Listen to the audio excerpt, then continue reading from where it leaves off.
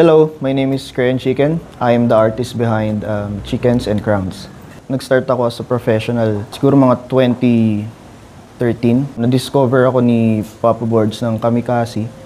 Tapos inofera niya ako magtrabaho sa kanya as an illustrator para sa clothing line niya na Evil Genius.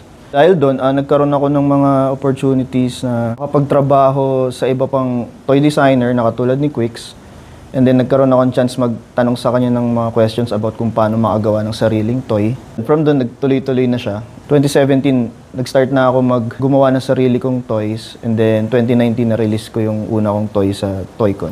Yung concept behind the Chickens and Crowns, yung idea ko parang gusto ko kasing gumawa ng comics dati pa. And then naisip ko na parang gamitin ko tong opportunity na to para makapag-create ng world dun sa deck na ginagawa ko.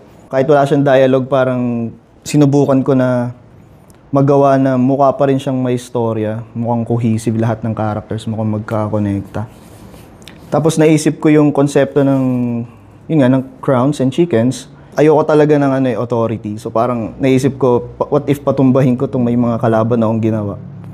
Kaso, nangyayari, papalit na lang siya ng mga chickens. So wala lang, parang naisip ko na makulit lang yung idea na yun.